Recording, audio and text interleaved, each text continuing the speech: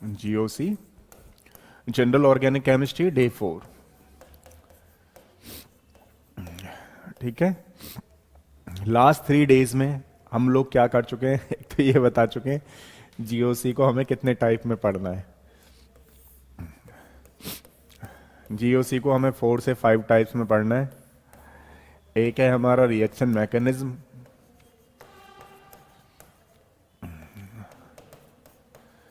एक होता है आइसोमेरिज्म,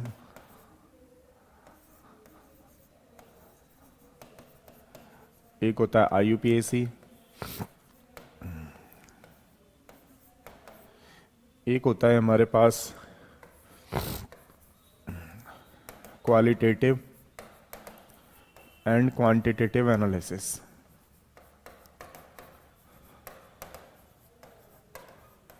ठीक है, और सबसे लास्ट में ये चैप्टरों में भी कर सकते हैं हम, अलग से भी कर सकते हैं, जिसको बोलते हैं रिएजेंट।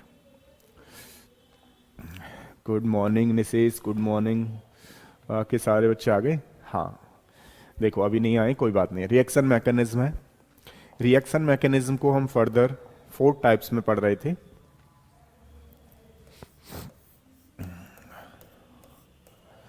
इसको हम बोलते थे types of fusion, types of fusion, sorry fusion नहीं, fission, types of fission of covalent bond, types of fission of covalent bond. Next वाला था हमारे पास इलेक्ट्रॉन डिस्प्लेसमेंट इफेक्ट।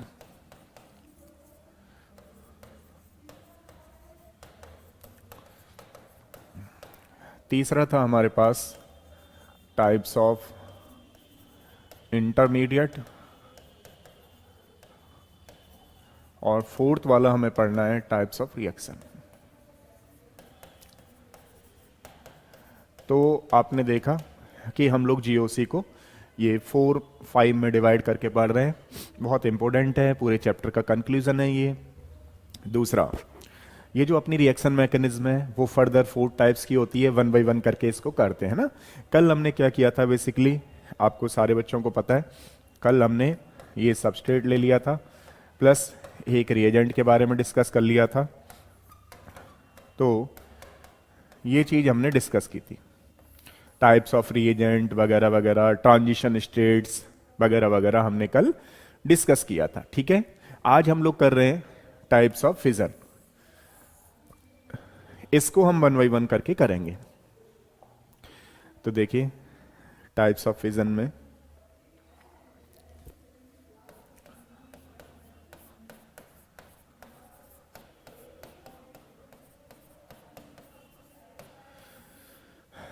फिजन, अब देखो अगर हम किसी कार्बन चेन में मान लीजिए कोई हमारे पास, इसको ऐसे समझिए आप लोग, कोई जनरल तरीका ले लेते हैं।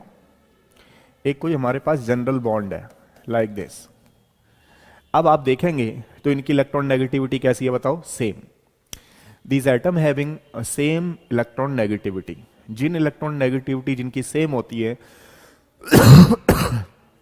देखिए वो बॉन्ड कैसे टूटेगा।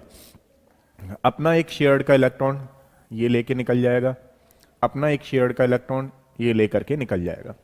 तो अब होगा क्या कि जब 2 एटम की सेम इलेक्ट्रॉन नेगेटिविटी होती है तो इसको हम लोग फिश हुड बॉन्ड के नाम से जानते हैं। यानी कि अगर कहीं पर ये लिखा हुआ है तो आपको ध्यान रखना है सिंगल इलेक्ट्रॉन ट्रांसफर हो रहा है, और जहां पर सिंगल इलेक्ट्रॉन ट्रांसफर हो रहा है उसको बोलते हैं फिश हुक बॉन्ड।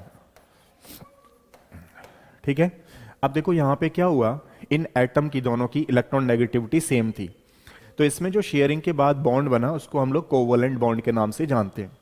अब कोवलेंट बॉन्ड ने क्या किया, जैसे हमने इसको एनर्जी लाइट दी, यानी in the presence of sunlight, तो सनलाइट देने पर इन्होंने क्या किया कि एक एटम अपना एक इलेक्ट्रॉन लेकर के निकल गया, दूसरा एटम अपना एक इलेक्ट्रॉन लेकर के निकल गया। तो इसमें फ्री रेडिकल्स प्रोड्यूस होते हैं, ध्यान रखना, इसको हम बोलते हैं फ्री रेडिकल। फ्री रेडिकल, तो मान लो आपसे क्वेश्चन पूछा गया कि ये टाइप्स ऑफ फ्यूजन में कौन सा फ्यूजन है, तो आप बोलेंगे होमोलिटिक फिजन।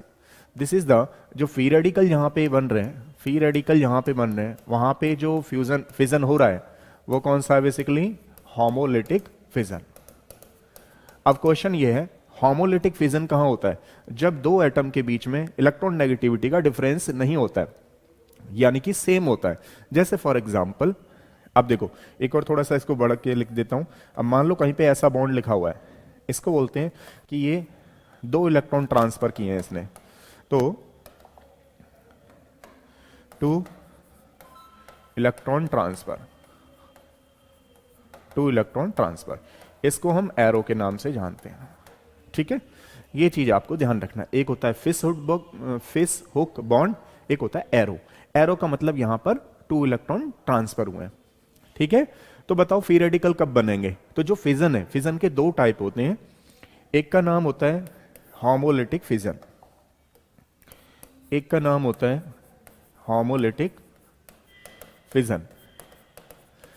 अब अगर मैं किसी बच्चे से पूछूं कि बताओ होमोलिटिक फिजन में क्या बनता है, तो आपका आंसर क्या होगा?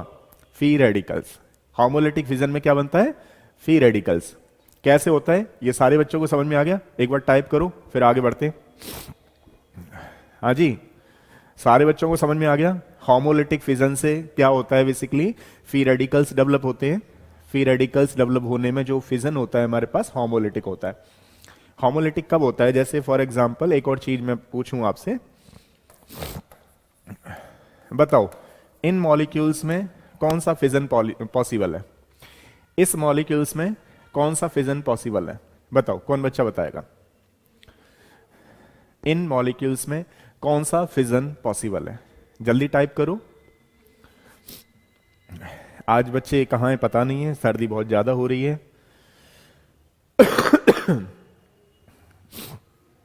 हेल्थ का विशेष ध्यान रखें। मैं भी पहन ही लेता हूं। टोपा लगा लेता हूं एक बार। बिल्कुल सही जवाब, सोनाली का आंसर बिल्कुल सही है। तो ये होमोलिटिक फिजन के थ्रू होगा। आप देख रहे हैं यहाँ पे जो एटम है दोनों की इलेक्ट्रॉन नेगेटिविटी सेम है, तो एक एटम अपना एक इलेक्ट्रॉन लेकर के निकल जाएगा और दूसरा एटम अपना एक इलेक्ट्रॉन लेकर के निकल जाएगा। तो यहां पर जो फिजन होगा उस फिजन का नाम होता है होमोलिटिक फिजन। इसका नाम एक और होता है होमोलिटिक क्लीवेज, ध्यान रखना। एक और चीज, जैसे मान लीजिए मैं आपसे पूछूं कि कोई मेरे पास ऑड नंबर में मॉलिक्यूल्स आया हुआ है, तो देखिए इसमें पॉसिबली कौन सा फिजन हो रहा है? ये वाला, यहां से अगर मैं इस बॉन्ड को तोड़ूं तो क्या कोई बच्चा बता सकता है कौन सा फिजन होगा? मान लो इस मॉलिक्यूल को मैं यहां से तोड़ूं, नंबरिंग मैंने कर रखी है 1 2 3। मान लो मैं यहां से इस मॉलिक्यूल को ब्रेक करूं तो कौन सा फिजन बोला जाएगा? होमोलिटिक या हेट्रोलिटिक? बताओ, 1 2 के बीच में से अगर हम तोड़ें तो कौन सा फिजन बोला जाएगा?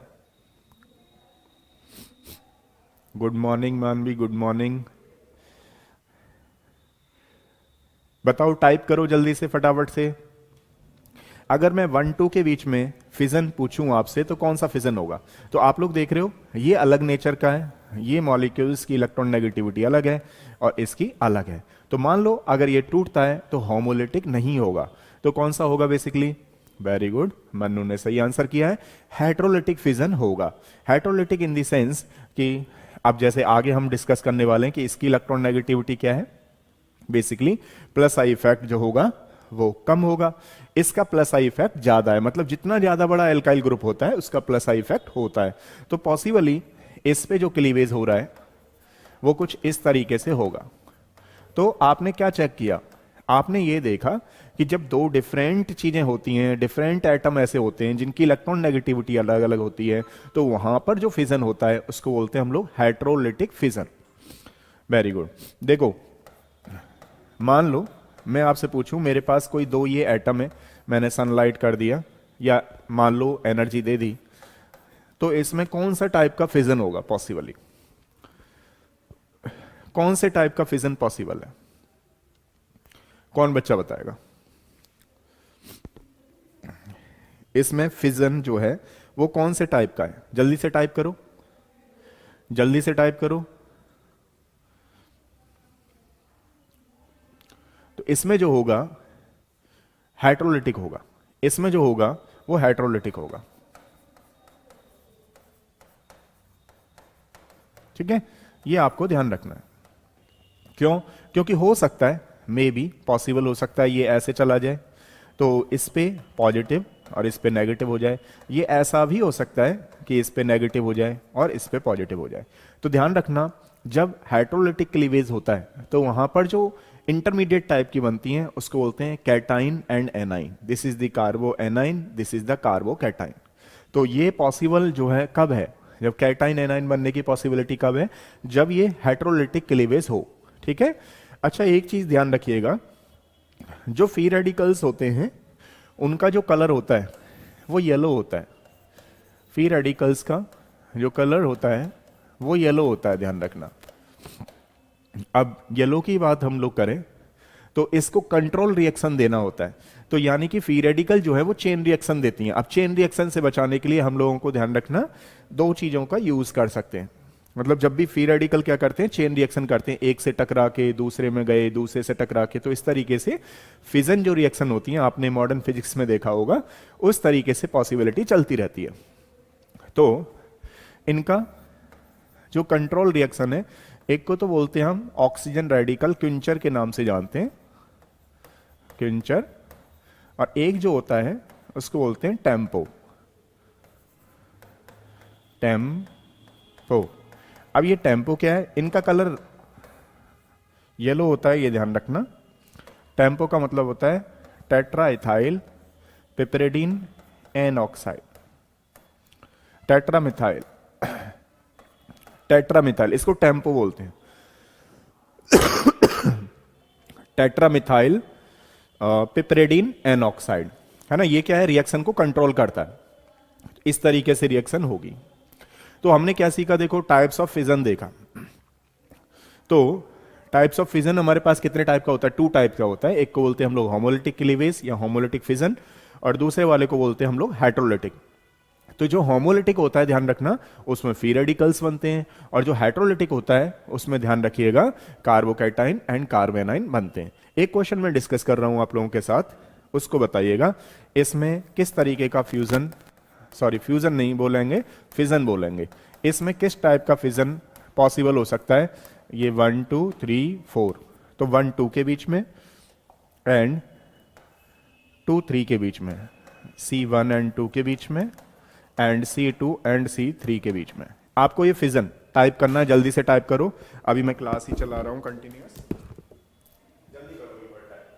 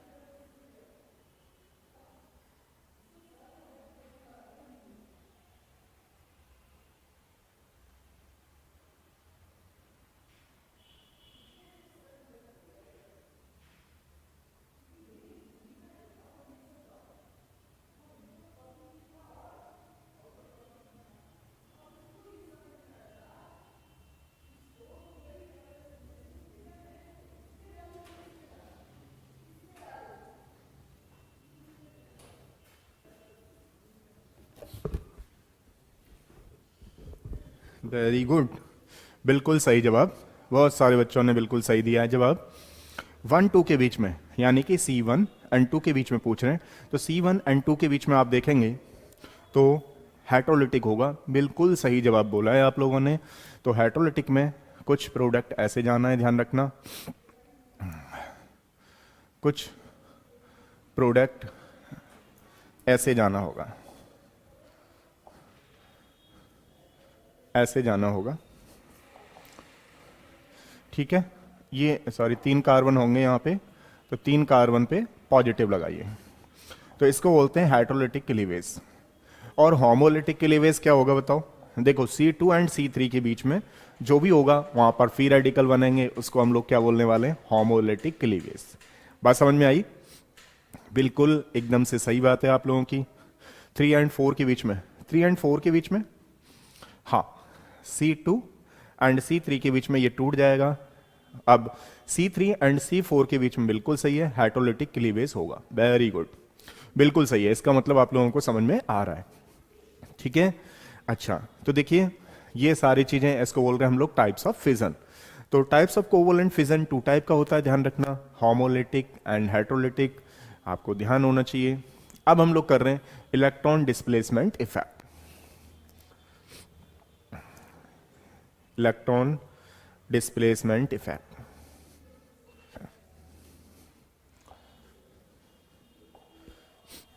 ये दूसरा टाइप है, इलेक्ट्रॉन डिस्प्लेसमेंट इफेक्ट। क्या आप लोगों को पता है इलेक्ट्रॉन डिस्प्लेसमेंट कब होता है? इलेक्ट्रॉन किसी भी रिएक्शन में क्या होता है, कुछ तो इलेक्ट्रॉन्स परमानेंटली चले जाते हैं, डिस्प्लेस हो जाते हैं, कुछ इलेक्ट्रॉन्स जो होते हैं किसी रिएक्शन में किसी रिएजेंट की प्रेजेंस में जाते हैं, फिर दोबारा वापस होकर के आ जाते हैं। तो उसको बोलते हैं हम लोग टेम्पररी इलेक्ट्रॉनिक डिस्प्लेसमेंट। एक होता है परमानेंट इलेक्ट्रॉनिक डिस्प्लेसमेंट, है ना। तो जो शिफ्टिंग ऑफ इलेक्ट्रॉन, इसको क्या बोलेंगे बेसिकली, शिफ्टिंग ऑफ इलेक्ट्रॉन्स। कोई बात नहीं है, देखो मुझे पता है बहुत सारे बच्चों का सर्दी जुकाम खांसी हो रहा है। Shifting of electrons from one place two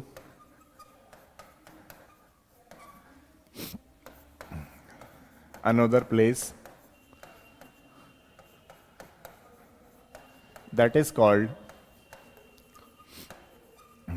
electron displacement effect. ये जो इलेक्ट्रॉन डिस्प्लेसमेंट इफेक्ट होता है वो कितने टाइप का होता है? ये 2 टाइप का होता है। इसको क्या बोल रहे हैं हम लोग, परमानेंट इलेक्ट्रॉनिक डिस्प्लेसमेंट, एक को बोलते हैं हम लोग परमानेंट इलेक्ट्रॉनिक डिस्प्लेसमेंट,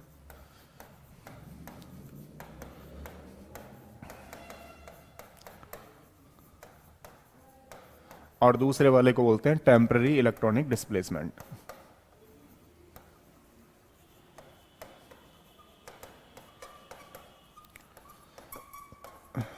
तो एक हमारे पास कौन सा होता है, परमानेंट इलेक्ट्रॉनिक डिस्प्लेसमेंट। अब देखो होता क्या है, इलेक्ट्रॉन शिफ्ट होते हैं एक प्लेस से दूसरे प्लेस पर, तो उसको बोलते हैं हम इलेक्ट्रॉन डिस्प्लेसमेंट इफेक्ट। अब ये क्या होता है कि एक तो विदाउट रिएजेंट के ही शिफ्ट हो जाते हैं, एक के लिए क्या है रिएजेंट की रिक्वायरमेंट होती है। जिसमें विदाउट रिएजेंट इलेक्ट्रॉन ट्रांसफर हो जाते हैं उसको बोलते हैं परमानेंट इलेक्ट्रॉनिक डिस्प्लेसमेंट, और जिसमें मान लीजिए रिएजेंट की रिक्वायरमेंट होती है उसको बोलते हैं टेम्पररी इलेक्ट्रॉनिक डिस्प्लेसमेंट। ठीक है, तो इसमें हम बात करेंगे परमानेंट इलेक्ट्रॉनिक डिस्प्लेसमेंट में, it occurs in the absence of reagent. It occurs in the absence of reagent.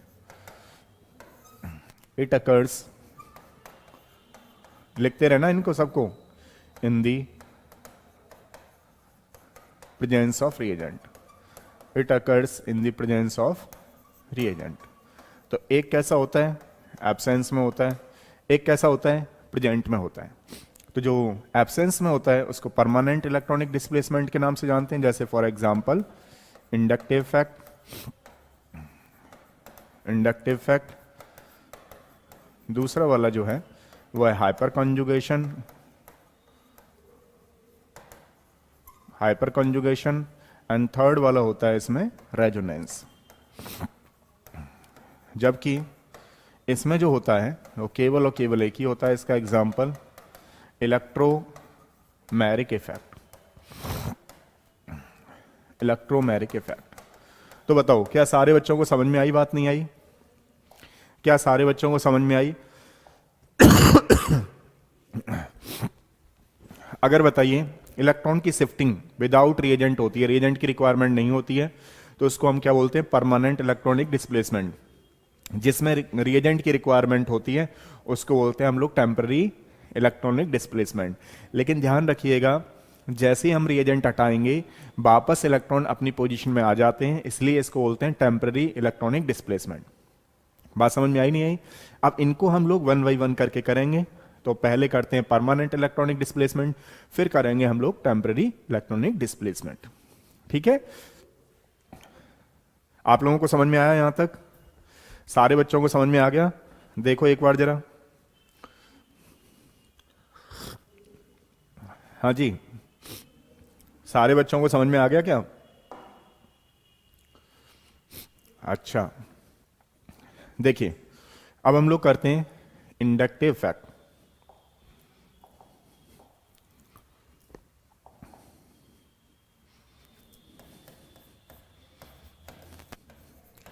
Inductive effect, इसको आप शॉर्ट में क्या बोलते हो पता है? Plus I effect, minus I effect, उसको बोलते हैं इंडक्टिव इफेक्ट। तो बताइए इंडक्टिव इफेक्ट क्या होता है, किसके थ्रू होता है ये? कौन बच्चा बताएगा?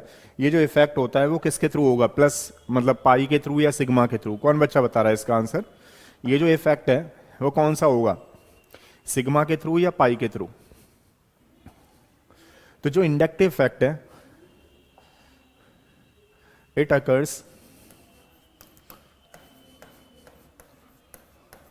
in the it occurs along the carbon chain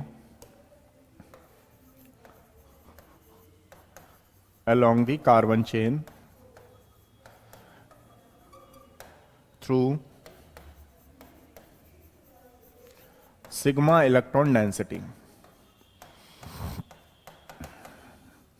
ठीक है, ये कहां पे होता है? जहां पर सिंगल बॉन्ड शिफ्ट होता है तो उसको बोलते हैं हम लोग इंडक्टिव इफेक्ट। लेकिन जहां पे सिंगल बॉन्ड होता है सारे बच्चे लगभग जानते हैं कि सिग्मा बॉन्ड पाया जाता है। ठीक है, it occurs along the carbon chain through the sigma electron density, है ना? इट हैपन्स इन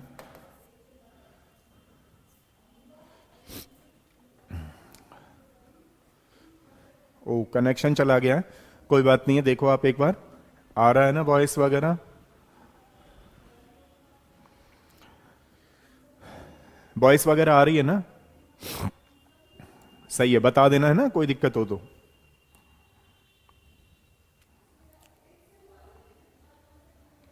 आराम आराम से करेंगे, मुझे लग रहा है अभी कनेक्शन चला गया था, अब आ गया ना? ठीक है, अब देखो, इट इन कार्बन चेन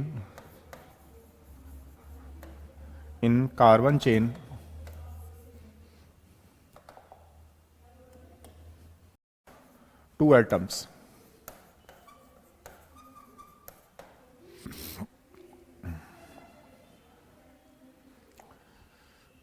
ये भैया क्या प्रॉब्लम कर रहा है आज? हाँ कुछ प्रॉब्लम सी तो हो रही है इसमें, लेकिन कोई नहीं अभी तो आ गया है, नहीं तो एक बार दोबारा बंद करके दोबारा चालू करना पड़ेगा फिर। ठीक है ना? अच्छा,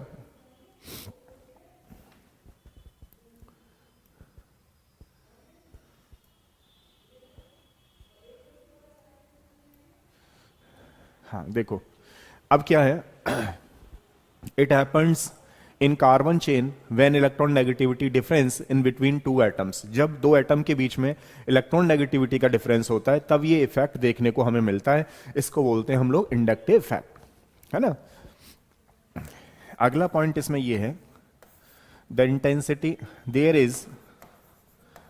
is no inductive effect, there is no inductive effect, किस किस के बीच में नहीं होता है पता है आप लोगों को? There is no inductive effect in between C H bond, C H bond के बीच में ध्यान रखना कोई भी इंडक्टिव इफेक्ट नहीं पाया जाता है। क्वेश्चन है क्यों नहीं पाया जाता है भाई? कार्बन की जो इलेक्ट्रॉन नेगेटिविटी होती है वो होती है 2.5, इसकी कितनी होती है 2.1, तो कितने का डिफरेंस चल रहा है? 0.4 का। तो 0.4 जो डिफरेंस है वो बहुत कम है, इसलिए इसको क्या मान लेते हैं? नेग्लेक्ट मान लेते हैं। ठीक है ना? तो इसमें किसी भी तरीके का कोई भी इंडक्टिव इफेक्ट नहीं पाया जाता है। अब देखो आगे वाला ये है द इंटेंसिटी ऑफ, जैसे मान लो फॉर एग्जांपल एक आध बच्चे को मैं बताता हूं कि किस तरीके से हम लोग कर रहे हैं। फॉर एग्जांपल किसी कार्बन चेन में, कोई कार्बन चेन है, हमने कोई ऐसा एटम लगा दिया जिसकी इलेक्ट्रॉन नेगेटिविटी कार्बन से अलग है, डिफरेंट है। तो उस केस में क्या होगा, देखना ये होता है कि अगर हमने मान लो कुछ ऐसा एटम लगा दिया जिसकी इलेक्ट्रॉन नेगेटिविटी ज्यादा है, तो वहां पे अलग टाइप का आएगा, जिसकी कम है उसकी अलग टाइप का आएगा। लेकिन यहां पे जो बात चल रही थी, मान लेते हैं हम एक्स जो है वो हैलोजन है, एक मिनट के लिए मान लेते हैं कि एक्स जो है वो हैलोजन है। तो जो हैलोजन है उस पर कैसी होगी माइनस, और इस पर कैसा चार्ज होने वाला है प्लस। लेकिन देखो ये जो प्लस है ना, ये प्लस अब ये कम होता जाएगा, क्यों? क्योंकि इसकी डिस्टेंस है ना, वो दूर होती जाएगी, ठीक है ना। तो इस बात का भी आपको ध्यान रखना है।